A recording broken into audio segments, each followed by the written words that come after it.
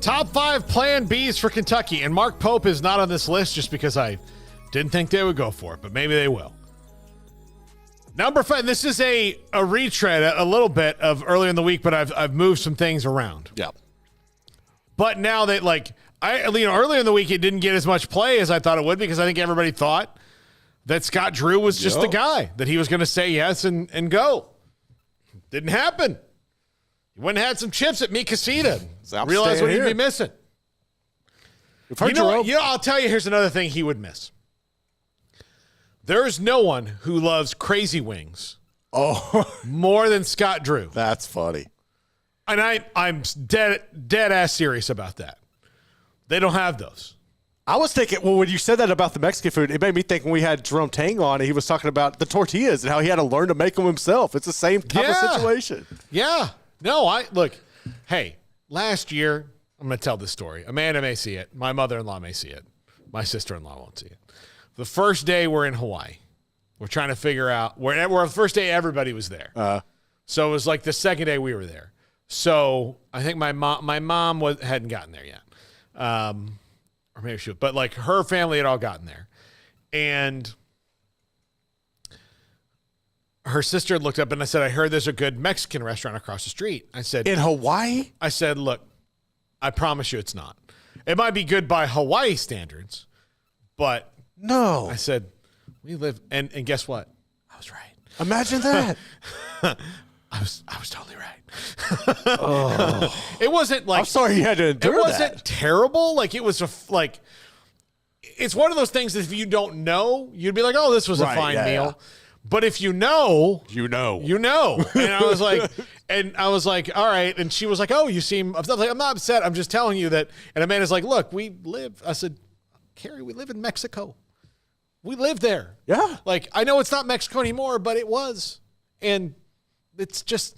It is. We have culture. We do. We have. We're one of the few states blessed with culture. And like again, like in Tex-Mex and Cal-Mex and like they're all different a little bit and all wonderfully different. Mm-hmm. Like I love California Mexican food. I love New Mexico Mexican food. I love Arizona Mexican food. It's all different. I'm not really into the Chipotle style with the New Mexico and Arizona. I can get with it, but it's not my favorite. But I mean, like I like Mexican food. Like, I love that. Like I love all that.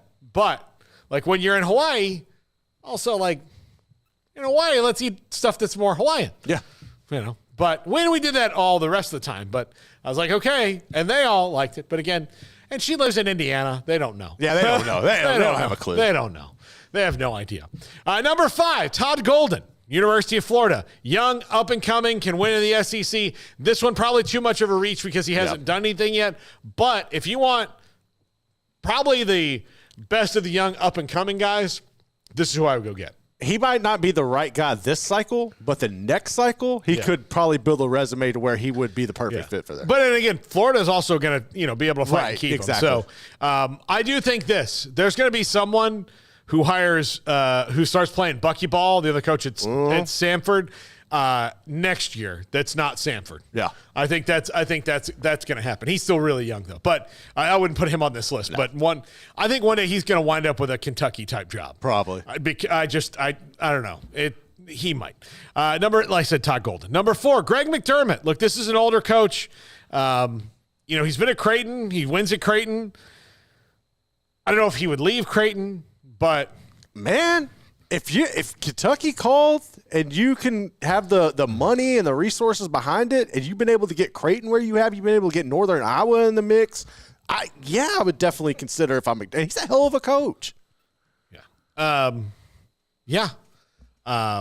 He is. He's a great coach. He wins. He's not quite broken through yet, but I feel like that might be coming. Yeah. Which is also why you don't leave. Number 3. Sean Miller, which should probably be higher. Nope. Sean Miller. We've heard, like, John Fanta said it, Sean Miller. Kevin Flaherty said it, Sean Miller. We've had some differing opinions on it, but, I mean, come on. Like, I think he bears looking out for there. I love Sean Miller. I mean, I like Arizona basketball. watched him from there. Just even before that, even when he was at Xavier the first time, just he's a really good coach. I think his personality would kind of fit there. But I also think that on the contrary, Kendall did bring up some good points.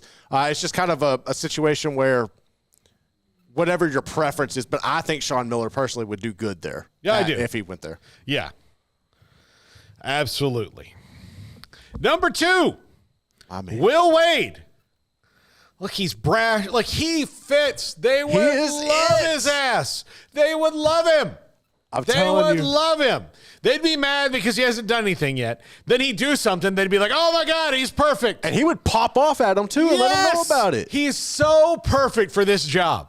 He is so perfect for it. Brash. Everything. He's probably not young. perfect. He's probably not perfect to work with Mitch Barnhart.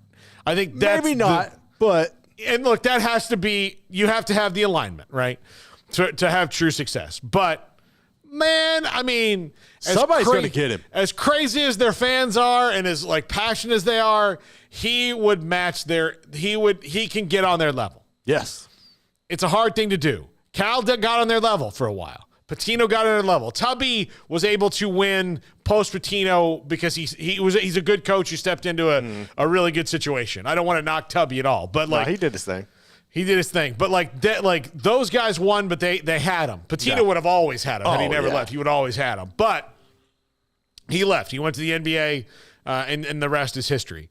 But he could be on their level. Look, the reason that it's taken so long between Mac and Steve Sarkisian to compare that job again is Mac could get on the level. Mm-hmm. He could get on the level. Yep. John Makovic couldn't. David McWilliams couldn't. You know, Fred Akers was kind of on the level. He just wasn't as good of a recruiter as Darryl Royal was. So Fred Akers on the level, David McWilliams not on the level. Like, that's how it was, you know. The reason guys are successful is they can meet their they can handle it. Their personality matches. Dabo's done a great job at Clemson getting on level. Now I think he's starting to tilt off the level, but you know, Jim Harbaugh at Michigan figured those people out, and they hadn't been for a long time. And we'll see if Sherrone Moore can do the same thing. But I think this is Will Wade. I think he can get on their level. He can absolutely match it. To me, he's the Lane Kiffin of basketball. That's a really the Lane Kiffin of basketball. Yeah. Lane Kiffin of basketball.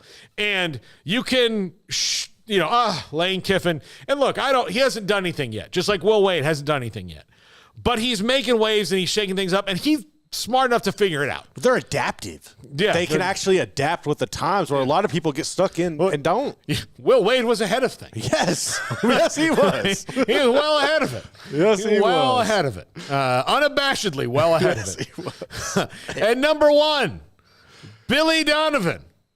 Look, if you can get Billy Donovan, you get Billy Donovan. Yeah, you get him, but I still the calendar of this just is probably going to derail it. I don't see. Look, I know he's not having success with the Bulls. I understand that. Here's what I would think. Come on. If no one is hired in the next week, Billy Donovan has told him he's taking the job. I would agree with that. He's told them, just wait it out. Just wait it out. I'm taking the job. And then they can be like, well, we're expanding our search to include blah, blah, blah, blah, blah. You know. Look, this is the last day to in-person recruit anyway. Before it closes for a little bit. So it's not like they're not getting somebody by 10 o'clock tonight. No, not going to happen. You know, I mean, or unless they already have somebody. But like, if Scott Drew told them no this morning, they weren't already negotiating with Plan B down the road. I mean, they had already talked to they've talked to more than one person. But if the job is offered to Scott, then the next person is at best in the same position Scott was in. Exactly. 24 hours ago. Yeah, it's the whole thing. So, which I don't think that they would probably move that fast. Like, usually between a no and the next one is a little bit longer. But we'll see. But look, if you can get Billy Donovan, you get Billy Donovan. Thanks to everybody who watched today. Tomorrow,